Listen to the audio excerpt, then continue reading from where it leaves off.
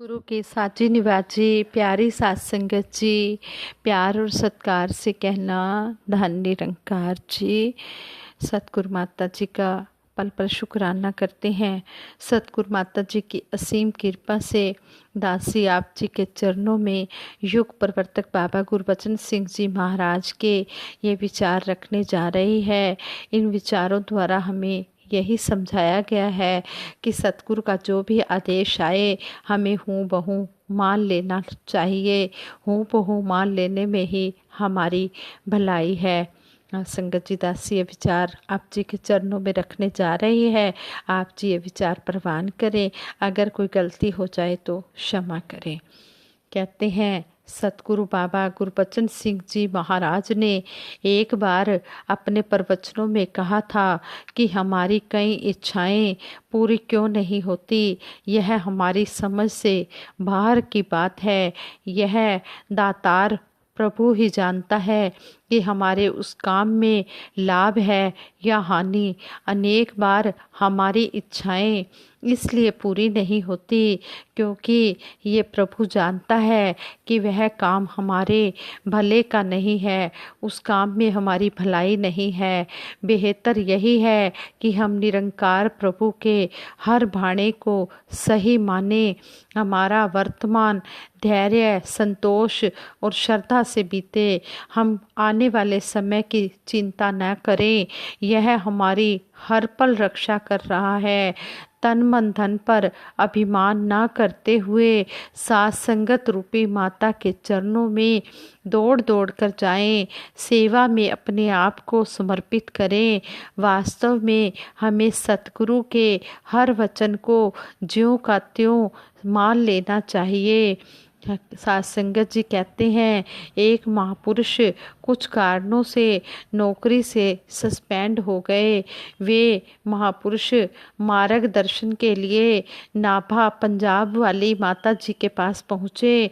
उन्होंने सारी बात सही सही बता दी तो पंजाब वाली माता जी ने कहा कि आप सतगुरु बाबा गुरबचन सिंह जी महाराज के चरणों में जाओ और अपनी जो बात है उनके चरणों में जाकर उन्हें बताओ। वह गुरमुख महात्मा सतगुरु बाबा गुरबचन सिंह जी महाराज के चरणों में पहुंचा और उसने अपनी सारी बात बता दी। युग प्रवर्तक बाबा गुरबचन सिंह जी महाराज ने एक पेपर पर अपने साइन करके कहा कि फलां ऑफिसर को यह पेपर दे देना, निरंकार दातार आपका भला करेंगे। वे महापुरुष शंका करने लग गए कि इस पेपर पर कुछ लिखा तो है नहीं। कई ऑफिसरों से मिला, सिफारिशें ढूंढता रहा, काम नहीं बना। वह फिर नाभा पंजाब वाली माता जी के पास गया और प्रार्थना की कि माता जी मेरा काम अभी भी अधूरा पड़ा है। तो पंजाब वाली माता जी ने पूछा बाबा जी ने क्या आदेश दिया। तो उन्होंने अपनी पॉकेट से वही पेपर निकाल कर दिखाया, कहा कि दिखाया और उस महापुरुष ने माता जी को पूरी बात बता दी और कहा कि इस पेपर में तो कुछ लिखा ही नहीं है, केवल साइन ही किए हैं, इससे काम कैसे पूरा होगा। तो पंजाब वाली माता जी ने उस कागज़ को आंखों से लगाया, चूमा और समझाया कि तुम जाओ, जिस ऑफिसर को बाबा जी ने यह पेपर देने को कहा था उसे यह पेपर दे दो। वह महापुरुष कहने लगे ठीक है। महापुरुष ने यह आदेश मान लिया। ऑफिसर ने वही पेपर हाथ में लिया और आदेश दिया कि अगले दिन वह अपनी ड्यूटी पर आ जाए। इससे स्पष्ट हो गया कि बाबा जी के आदेश को ज्यों का त्यों मानने में ही हमारी भलाई है। जो भी सतगुरु का आशीर्वाद मिले हम उसे आंखें बंद करके उसे हम खुशी खुशी स्वीकार कर लें। अगर हम मान लेते हैं उसमें हमारी ही भलाई होती है। ये सतगुरु हमारा बड़ा ही सहारा है। सतगुरु बड़ा सहारा लोगों बंदे का रखवाला है। कहे अवतार वही नर ऊंचा जो गुरु का मतवाला है। कि ये सतगुरु सच्चा पातशाह सारे संसार का रखवाला है, और जो इसका मतवाला हो जाता है, जो इसकी बात को मान लेता है, वही मानव सबसे ऊंचा होता है। और जो सतगुरु की बात को मान लेता है, सतगुरु उसे अपने दिल में जगह भी दे देता है, उसे अपने दिल में बसा लेता है। ऐसे ही एक महात्मा अपने प्रवचनों में सुना रहे थे, कहते हैं कि किसी के घर में संत महात्मा आए, एक बहन उनसे आशीर्वाद लेने आई और कहने लगे कि महापुरुषों जी, आप जी आशीर्वाद दो, आप सतगुरु स्वरूप महात्मा हैं। उसने श्रद्धा से सिर उनके चरणों में झुका दिया और उसने उनके अंदर अब सतगुरु का ही स्वरूप देखा। तो वो कहने लगे कि हमारी जो सैलरी है वो बहुत कम है, बच्चों की पढ़ाइयाँ भी बहुत ज़्यादा है, बहुत खर्चे हो रहे हैं और हम किराए के घर में रहते हैं। आप जी हमें आशीर्वाद दो कि हमारी जो सैलरी है वो बढ़ जाए।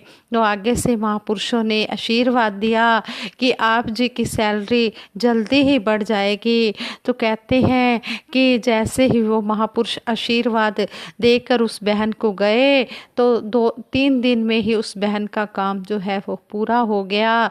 तीसरे दिन ही उस बहन को यह सुनने को मिला कि उनकी सैलरी बढ़ गई है। वो फिर उसी महात्मा के घर में गई, उन्हीं महापुरुषों के घर में गई जिन महापुरुषों के घर में महापुरुष आए हुए थे और आशीर्वाद उस बहन को देकर गए। वो बहन कहती है कि देखो कितनी जल्दी सतगुरु ने बात सुन ली है और महापुरुषों के जो दिए हुआ आशीर्वाद था, जो वचन है, वो पूर्ण हो गए हैं। वो महात्मा कहने लगे कि जो महापुरुषों के वचनों पर विश्वास रखता है उनके सारे कार्य ह्रास हो जाते हैं। हम कभी भी शंका ना करें, किंतु परंतु ना करें, मन में ये ना सोचें कि ये काम पूरा होगा या नहीं होगा। हम 100% क्या, हम 200% विश्वास रखें कि हमारा काम हो जाएगा, हो गया है। जब महापुरुष आशीर्वाद देते हैं तो उसी समय हम मन में ये सोचें कि अगर हमें कोई कह रहा है कि 100% होगा, तो हम ये सोचें 100 नहीं, हमारा 200% काम हो चुका है, होगा नहीं, हो गया है। हम आंखें बंद करके बिल्कुल विश्वास कर लें। जब हम विश्वास करते हैं तो विश्वास में बहुत बड़ी ताकत होती है, वो काम अवश्य पूरा हो जाता है। उस काम को पूरा होने में चाहे थोड़ा समय लग जाए, लेकिन वो पूरा ज़रूर होता है। इसलिए हमारा विश्वास पूर्ण होना चाहिए। जब हमारा विश्वास पूरा है, हमारी श्रद्धा पूरी है, तो ये काम भी सतगुरु सच्चा पातशाह पूरे कर देता है। ये सिर्फ हमारे श्रद्धा देखता है। श्रद्धा और समर्पण वाली लेकर मन में भावना शिष्य सदा करता है गुरु के चरण कमल की वंदना। जब हम दिल से मान लेते हैं कि हमें जो आशीर्वाद मिला है वो पूर्ण होगा, तो वह अवश्य पूर्ण होगा। ऐसी बात नहीं है कि नहीं होगा। हम पूरा विश्वास रखें, अकीदा रखें, हमारे काम तो इसने किए होते हैं, लेकिन ये घट चुन लेता है कि किस घट से हमें आशीर्वाद मिलना है। ये सतगुरु हर घट में बैठा है और यही आशीर्वाद देता है।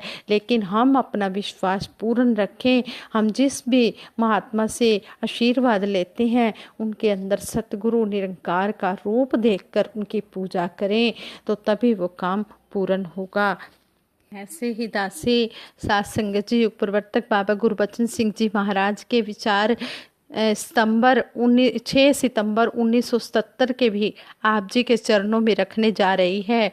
6 सितंबर 1977 को युग प्रवर्तक सतगुरु बाबा गुरबचन सिंह जी महाराज ने कहा कि सत्संग ना करने के कारण ही देश में भ्रष्टाचार फैला हुआ है और नैतिक जीवन में पतन आया है। उन्होंने एक विशेष भेंट में कहा कि प्रभु आस्था में कमी हुई है और ईश्वर से दूरी के कारण ही बुराई जीवन में प्रवेश कर गई है। उन्होंने कहा कि जैसे पुलिस सामने है तो बुराई करने वाला डरता है, ऐसे ही ये निरंकार अंग संग हो तो मानव बुराई से दूर रहता है। यदि निरंकार नज़र से दूर हो तो मानव बुराई की तरफ खींचा चला आता है। फिर सतगुरु बाबा जी ने, बाबा गुरबचन सिंह जी महाराज ने दैनिक शिवालिक संदेश से भी एक विशेष भेंट वार्ता में कुछ ज्वलंत समस्याओं के उत्तर इस तरह दिए हैं। युग प्रवर्तक बाबा जी से किसी ने क्वेश्चन किया कि नशाबंदी के बारे में आपके क्या विचार हैं, विशेषतः जबकि निरंकारी मिशन में किसी के खान पान पर कोई आपत्ति ना करने का प्रावधान है। तो फिर बाबा जी ने कहा, नशाबंदी बहुत ज़रूरी है क्योंकि शराब और अन्य व्यसन बुद्धि को भ्रष्ट कर देते हैं। नशों का प्रयोग करने वाला व्यक्ति अपना होश खो बैठता है। शराब और अन्य व्यसन बुराइयों की जड़ है, इनसे जीवन अस्त व्यस्त हो जाता है। बाबा गुरबचन सिंह जी महाराज ने हमें, युग प्रवर्तक सतगुरु बाबा गुरबचन सिंह जी महाराज ने कहा था कि नशाबंदी नहीं करनी है। तो क्या आगे फिर क्वेश्चन किया गया कि विश्व में मानसिक तनाव बढ़ने का क्या कारण है। तो बाबा जी ने कहा, मानसिक तनाव इसलिए बढ़ रहा है क्योंकि इच्छाएं बढ़ रही हैं और धन कमाने के होड़ लगी हुई है, माया से मोह बढ़ गया है। यह तनाव तभी दूर हो सकता है जब सत्संग और सत विचार हो। फिर आगे कहा कि भारत में इस समय गरीबी बहुत ज़्यादा है, इस समस्या को कैसे हल किया जा सकता है। फिर बाबा जी ने कहा, जहाँ तक निरंकारी मिशन का संबंध है वह आर्थिक सहायता तो प्रदान नहीं कर सकता, परंतु निरंकारी मिशन के चौथे प्रण के अनुसार मेहनत और कर्म करके ही जीवन निर्वाह किया जाना चाहिए। संगत जी, चौथे प्रण में हमें यही समझाया है कि गृहस्थ धर्म का पालन करना है, दशा नवादि कीर्त कमाई करनी है, किसी के ऊपर भार नहीं बनना। निरंकारी मिशन में जो लोग आए वे किसी पर बोझ नहीं बने और मेहनत करके आगे बढ़े हैं। वे निरंकारी मिशन के उपदेशों से उन्होंने लाभ भी लिया है। तो ये बात जो है 6 सितंबर 1977 को सतगुरु बाबा गुरबचन सिंह जी महाराज ने कही है हमें।